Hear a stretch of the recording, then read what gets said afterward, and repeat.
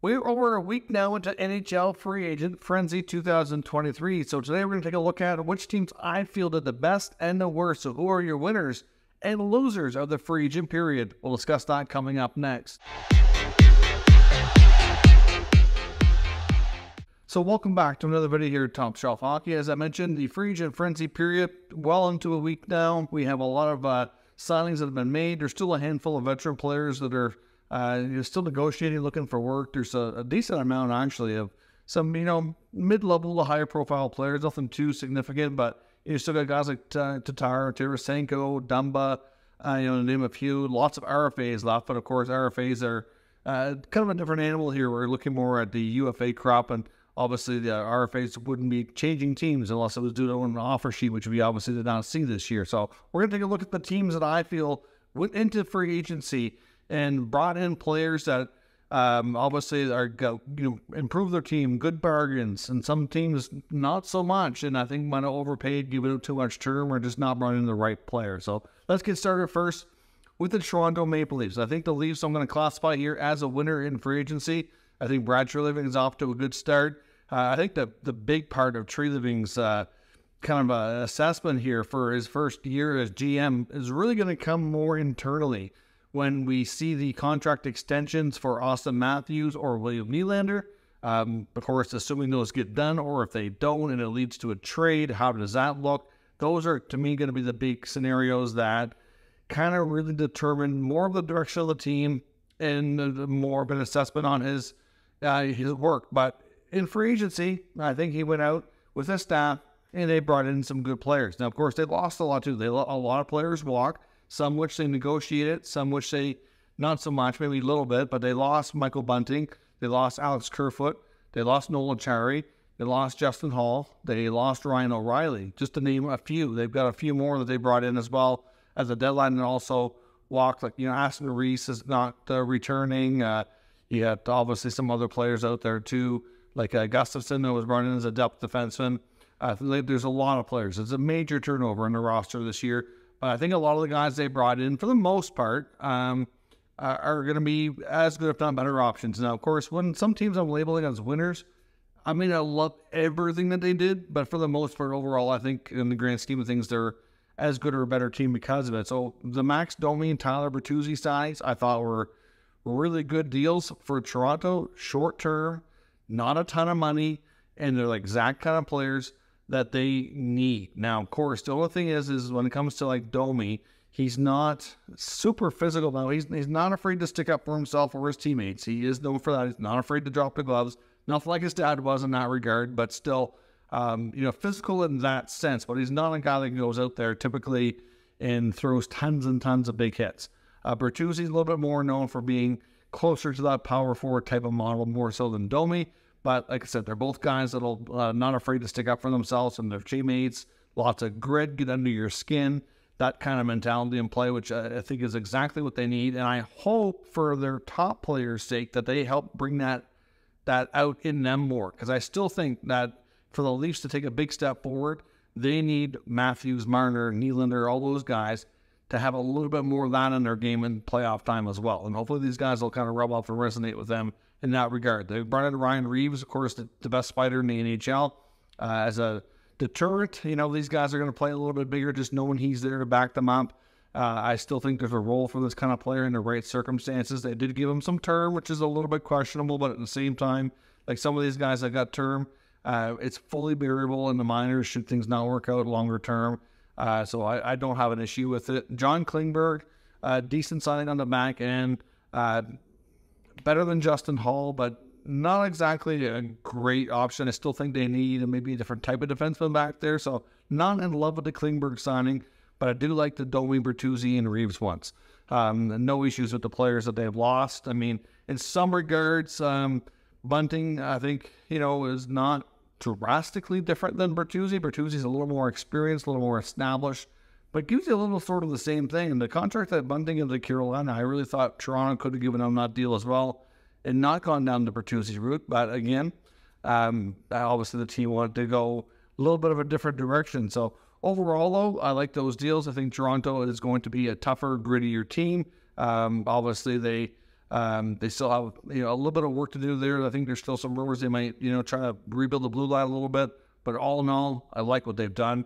A team that I did not really think had a great day in free agency or a great week in free agency, a lot of which was done on day one, was the Vancouver Canucks, another Canadian team. I don't have issues with a lot of the guys they added. I just think that they added a lot of the same type of players. So they added, for example, Carson Soucy, Ian Cole, Matt Irwin on defense. To me, they're all bottom pair defensemen. Obviously, they were able to move on from Ekman Larsson through that massive buyout. There's some talk that a Tyler Myers trade could still happen before training camp because he has a signing bonus due in September. So that's possibility. But of course, they also had Ethan Beer that they essentially walked away from and haven't re-signed as an RFA as well. So it's difficult to say the direction of the full scope of the blue line here. And I don't have any specific issues with these players in their contracts specifically. It's just, again, they just seem to load up in free agency on third pair and like bottom six forwards and just give them a lot of money in term. And this, even though the old regime was more guilty of that, this new regime is kind of doing the same thing. They also added Teddy Bluger for 1 year, 1.9. I don't mind the player at all. I think he's a decent addition, but I think that's a bit of an overpay. He was making more money than that last year, but he only put up 16 points, and he is more of a defensive player. But still, I don't know. It's just a little bit too much money for your bottom six. And again, like if they would have brought in Soucy on his own, maybe, but then Soucy, Cole, Irwin, it's just adding up to be a little bit too much. It's not like the worst it could have done. I think we've seen Jim Benning do worse for sure, but after what they've been able to do, they still, I know it's not free agent related, but this regime has still been talking about changing up some of the pieces and getting more cap flexibility, and they really haven't done that. You haven't seen any trades at all out of this organization that really gave them some flexibility and cost cutting, like Garland, Besser. The whole thing they did was the Ekman Larsson buyout, which is a help, yes, but I expect it more than that. And I guess we'll have to wait and see what else they do.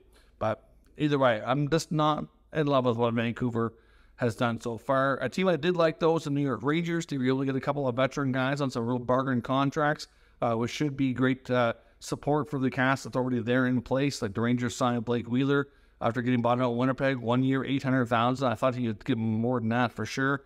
So that's a good deal. They got Jonathan Quick to be the backup goalie for $825,000. That's a great deal.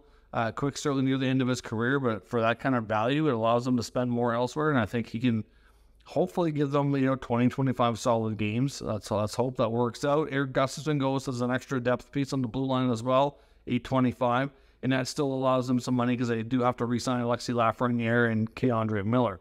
So I'm not sure we're completely done to see what the Rangers are going to do for their roster, but in free agency, I thought they got themselves some great veteran support players for some bargain deals. So I fully like what the Rangers and Chris Drury there have done. Another team that I really liked was Dallas. They got one of the better bargain deals of the opening day of free agency, signing Matt Duchene to a 1 year, $3 million deal, mainly because of his buyout in Nashville. He's able to sign cheaper. As much as I don't like Duchene as an $8 million player, I will take him as a $3 million player, and that's another offensive player to add to that Dallas Stars mix, which theoretically should be a great addition.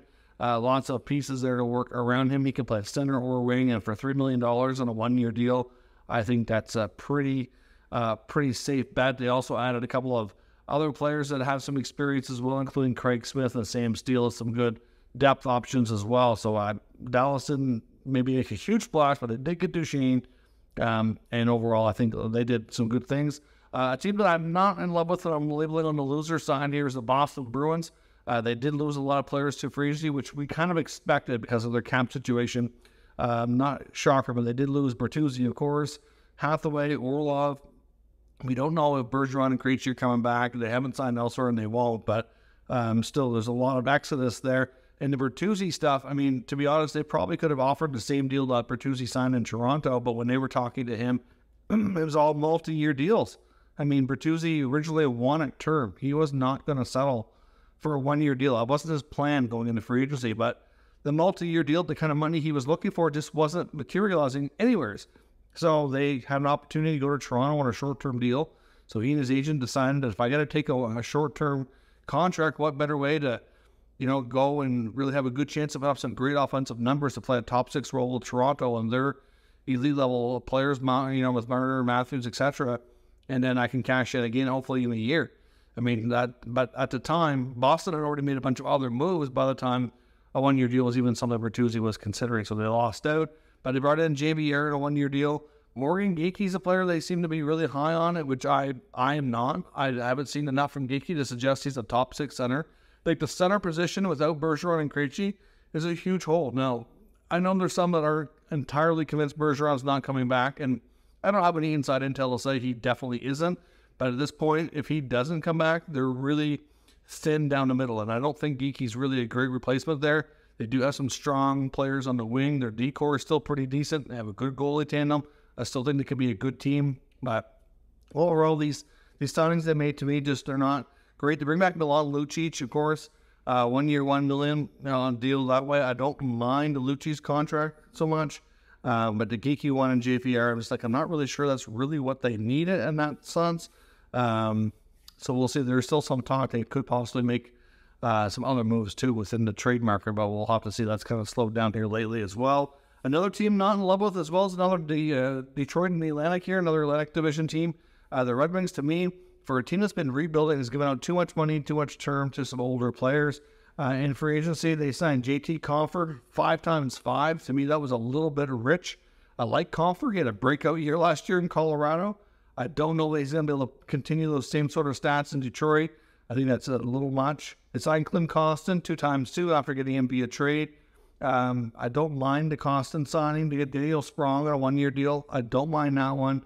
Christian Fischer, I think it's a 1-year deal, and I don't mind that. But then they go and they get James Reimer, Shane Gostisbehere, Alex Lyon. Like, to me, they get too much in terms of goaltending. I don't really overly love the Reimer signing. Gostisbehere, it's only 1 year, so it's not too bad.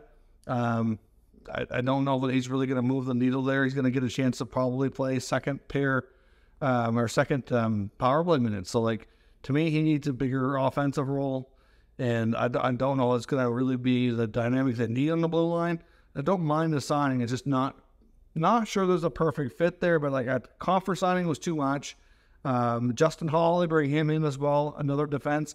Like, to me, they brought in enough defense here between Gostisbehere and Hall that I don't know that there's going to be a spot for a guy like Simon Edmondson to move up in the lineup. So, like, they're kind of, to me, they're almost boxing up some of their young players. I mean, look what just happened to Philip Sedina. You don't want to see that happen to other players, and I'm not putting that all in the Red Wings. I think to some degree the player has to be responsible here as well for their development, but I don't know. I'm not confident in the Yzer plan anymore, and last year they got Andrew Kopp, David Perron.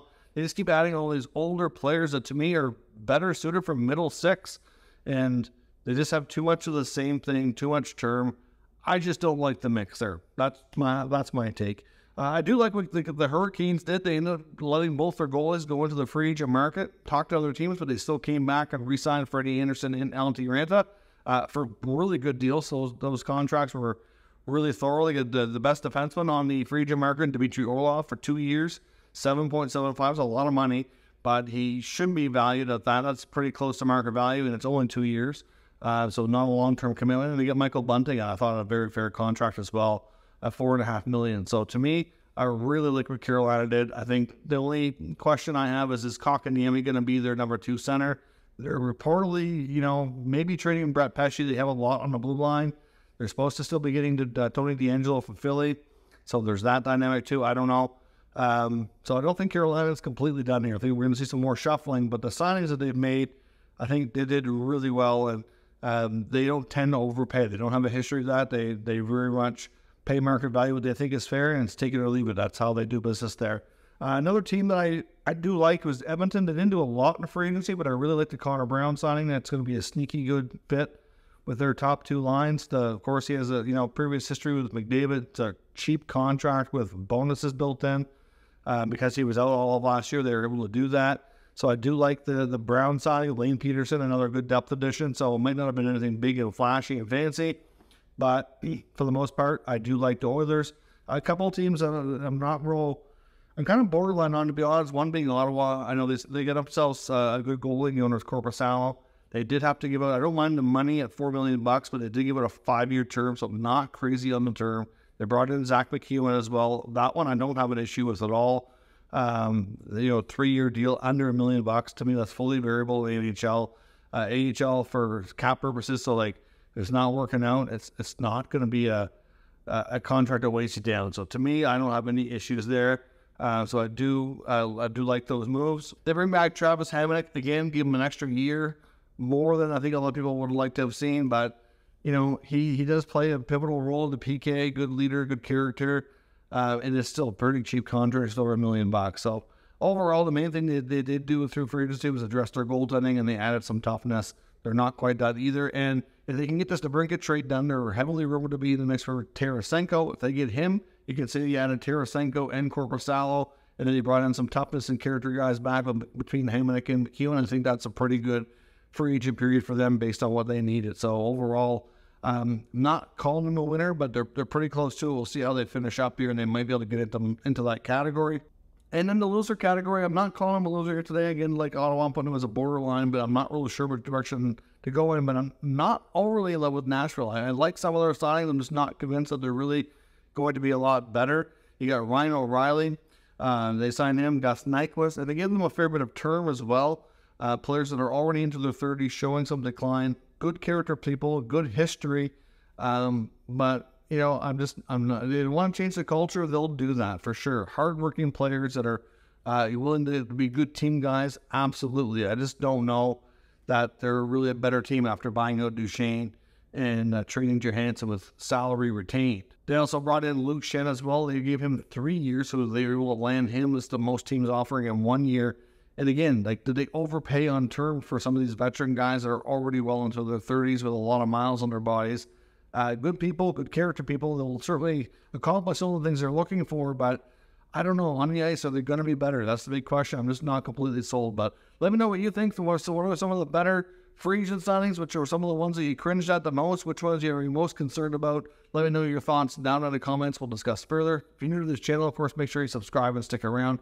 We'll keep you up to date with the news, rumors, and analysis on all 32 NHL teams. Thanks for watching, and I'll catch you next time.